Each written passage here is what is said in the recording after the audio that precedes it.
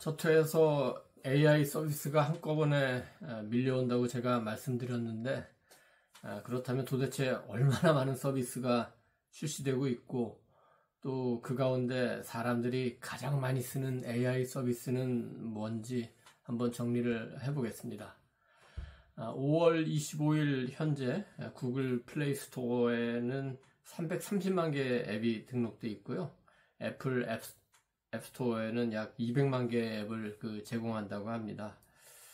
월 단위로는 구글 플레이에 5만 개, 그 다음에 애플 앱스토어에 한 4만 개의 앱이 새로 등록된다고 합니다. 두 플랫폼 말고도 다른 플랫폼에도 등록되는 앱이 적지 않겠죠? 이렇게 많은 앱 가운데 그럼 몇 개가 AI와 관련된 것이냐? 그걸 정확히 말하기는 현재로서는 쉽지 않습니다. 왜냐면은 챗GPT나 제미나이처럼 명확한 AI 앱이 있는가 하면은 기존의 앱에 AI 기능을 추가한 것들이 있기 때문에 정확하게 이게 AI 앱이다, 아니다 규정할 수 있는 근거나 기준이 없다는 것은 현실적으로 인정할 수밖에 없을 것 같습니다. 다만 지난해 통계를 보면은 아직 이 분야의 통계가 아까 말씀드린 것처럼 정확하게 딱 떨어지지는 않지만 3,000에서 4,000개 가량의 앱 서비스가 이름이나 사용 설명서에 AI라는 용어를 표기했다는 통계가 있고요. 좀 더 폭넓게 보면 7,000개 정도의 앱 정도가 AI 관련 앱으로 현재 분류될 수 있다고 이런 평가도 있습니다. 특히 올해 들어서 그 숫자가 비약적으로 늘어나고 있는데 이제는 거의 모든 앱에 AI 기능이 가미되어 나올 가능성도 높다고 전문가들은 전망하고 있습니다. 왜냐하면 지금 현재도 텍스트, 음악, 이미지, 영상, 동영상, 번역, 게임, 더 나아가서 의료나 국방까지 일일이 헤아릴 수 없을 정도로 많은 분야에서 AI 기술이 적용되지 않습니까? 올해가 다 지나고 새 통계가 나오면은 그런 흐름이 좀 더 보다 명확해지지 않을까 이렇게 생각을 합니다. 그럼 이렇게 많은 AI 앱 가운데 가장 많이 쓰이는 서비스는 뭐냐? 기준에 따라서 또 시각에 따라서 평가가 많이 달라지는데 오늘은 여러 자료에 공개된 월간 방문 수를 기준으로 한번 말씀드려 보겠습니다. 2025년 4월 기준입니다. 1위는 바로 그 오픈 AI가 출시한 챗 GPT입니다. 지난 4월에만 무려 51억 회의 방문이 이루어졌다고 합니다.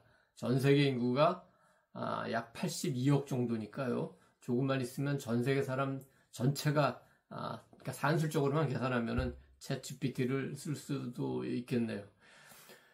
우리나라 경우에 인구 5천만 명인데 월간 이용자가 500만 명 정도 되니까 인구 10명당 1명이 챗 GPT를 쓰는 셈이고요. 어린아이나 아니면 어르신들을 뺀다면 아마 경제활동 인구 대다수는 이 서비스를 이용한다 이렇게 말할 수도 있겠습니다.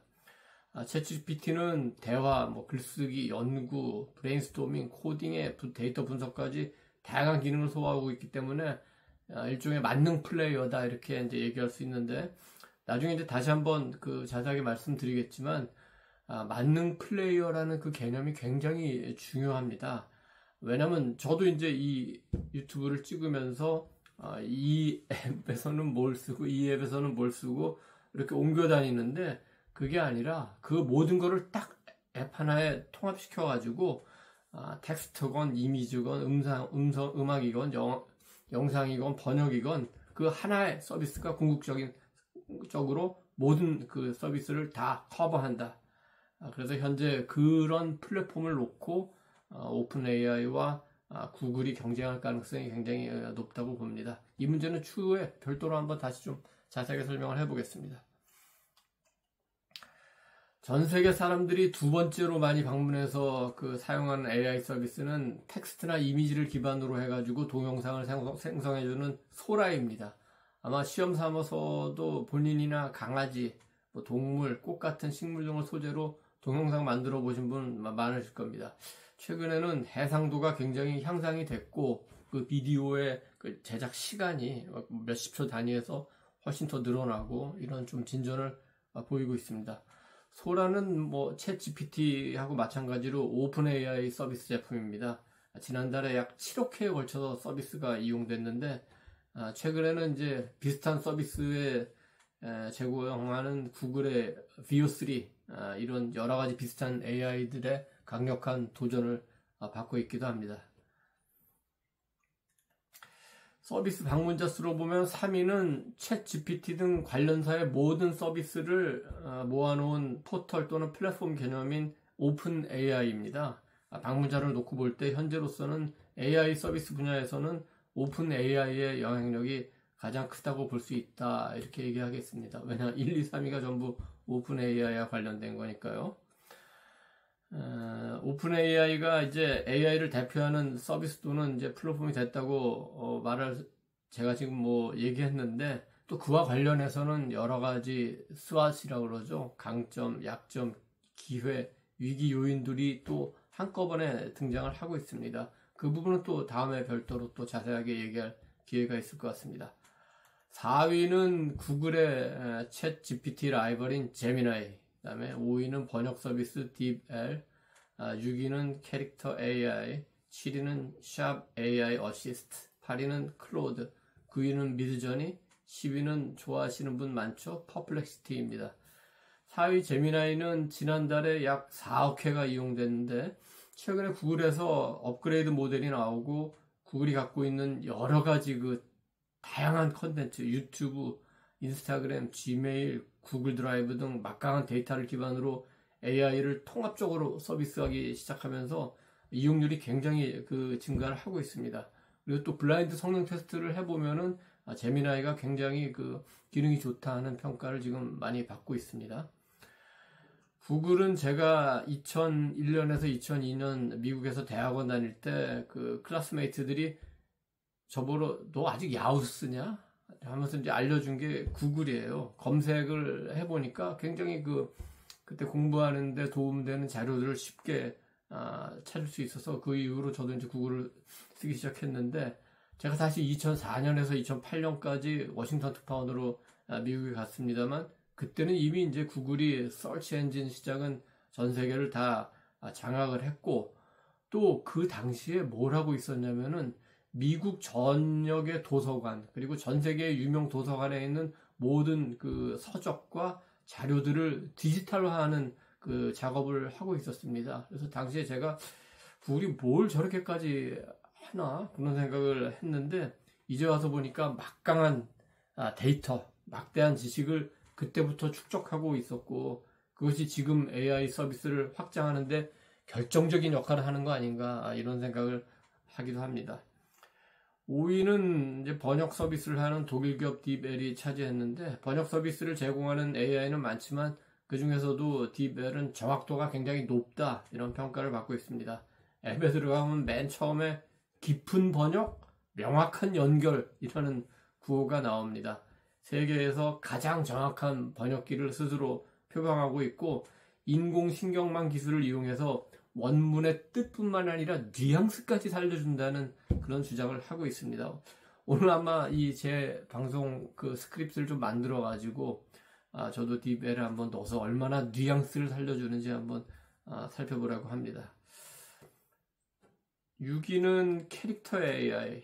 캐릭터 AI는 사용자가 만화 주인공 또 실제 인물 이런 다양한 캐릭터를 생성해서 대화까지 하는 프로그램입니다. 자동 통역도 돼가지고 한 사람은 스페인어로 한 사람은 일본어로 대화를 해도 그 소통이 이루어질 수 있습니다. 대화와 소통을 만들어주니까 컴패니언 서비스라고도 개념이 붙어 있는데 구글 출신 기술자들이 나와서 만든 서비스라고 합니다. 그리고 7위 샵 AI 어시스트 뭐 이름에 서비스 내용이 다 들어있네요. 캐나다 기업 샤피파이가 제공하는 서비스인데 이 기업은 원래 온라인 쇼핑몰 플랫폼이죠. 그러니까 아까 말한 정확히 이게 AI 기업이냐 아니면 AI 기업이 아니냐 어떤 기업에 그냥 AI 기술만 조금 도입한 거냐 이런 시각을 갖고 볼 수는 있는데 어쨌거나 이제 쇼핑은 굉장히 그 규모가 크고 이익도 많이 날 수 있는 사업이기 때문에 지금 쇼피파이뿐만 아니라 챗GPT나 제미나이 등 다른 AI 서비스들도 어떤 형식으로든 그 쇼핑 서비스를 포함시킬 가능성이 굉장히 큽니다. 그래서 앞으로 경쟁이 굉장히 치열해질 것 같습니다. 그러니까 예를 들어서 이런 겁니다. 제가 TV를 하나 사고 싶다. 이제 그 AI 물어보죠. 어떤 TV를 사야지? 하면 이제 답변하겠죠. 어떤 TV를 원하세요? 그러면 저는 글쎄, 일단 컸으면 좋겠고 화질이 굉장히 선명했으면 좋겠어. 그럼 AI가 답을 줄 거예요. 저 회사의 어느 브랜드가 크기가 크고 저기 그 화질이 굉장히 선명합니다. 최신 뭐 OLED 기술을 사용했습니다. 뭐 이런 식의 설명을 주겠죠. 그럼 뭐 특별한 문제 없으면 그래? 그럼 그걸 살까? 이렇게 할 수 있는데 그런 비슷한 성능을 가진 TV는 굉장히 많겠죠. 근데 AI가 그 이용자한테 그런 대답을 준다면은 그거는 그 회사나 그 브랜드의 엄청난 뭐 특혜라고 할까요? 뭐 이익이라고 할까요? 그런 도움이라고 될까요? 그런 게 될 테니까 앞으로 쇼핑 분야에서 AI가 굉장히 큰 그 영향력을 차지할 거다 이렇게 볼 수도 있겠습니다. 파리 클로드는 이제 고급 언어를 쓴다는 평판을 받는 그 텍스트 기반 서비스인데 문장을 써줄 때 긴 글도 그 문맥을 잘 유지하면서도 창의적으로 글의 흐름을 만든다. 이런 평가를 받고 있는데 유려한 문장을 원하는 이용자들이 많이 찾고 있다고 합니다. 그래서 제 주변에도 보면 기자들이나 아니면 이제 보고서를 만드는 그 실무 공무원들이 이 서비스를 좀 많이 얘기하는 거를 들은 것 같습니다. 9위는 퀄리티가 높은 이미지 생성의 선두주자 가운데 하나인 그 미드전이고요. 10위는 퍼플렉시티. 퍼플렉시티는 이제 정보 검색 그리고 그걸 요약하는 데 특화된 서비스인데 좀 다른 그 서비스하고는 그 차별화된 점, competitive advantage가 조금 있어 보입니다. 첫째는 정보의 출처, 소스를 밝혀요. 그렇게 되면은 그 답변의 그 어떤 신뢰도가 굉장히 높아지겠죠. 둘째는 제가 이제 몇 개 이렇게 질문을 하니까 그 질문 답변을 하고 그 밑에 그 관련된 질문들을 쭉 나열해주고 거기에 대해서 짧게 그 답을 달아줘요. 그러니까 마치 소크라테스가 제자들과 대화를 하면서 어떤 문제에 대해서 좀 더 넓게 보고 깊게 들어가는 것처럼 그런 역할을 퍼플렉스가 좀 하는 거 아닌가 이용하면서 그런 생각을 한번 해봤습니다. 11위부터 20위까지는 시간도 많이 되고 해가지고 따로 다 말씀드리지는 않겠지만 마이크로소프트가 제공하는 그 코파일럿 그 다음에 디자인 도구인 캔바 매직 스튜디오 그리고 여자친구 생성 및 채팅 서비스를 하는 러브스케이프 여기 이런 것도 포함되어 있고요.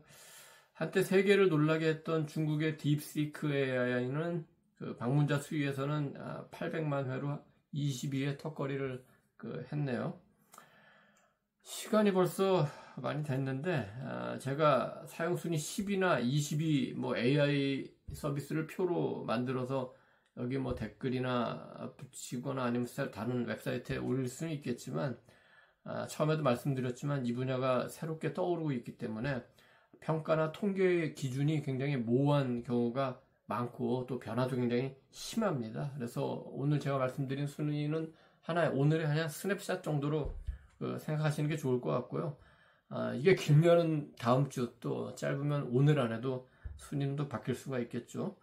다양한 순위를 바탕으로 해서 대체로 어떤 서비스들이 이용되고 있는가를 한번 오늘은 훑어봤고 앞으로 시간이 지나가면서 이제 큰 흐름이 잡히면은 중요한 서비스에 대해서 별도로 하나씩 제가 짚어보는 시간도 갖겠습니다.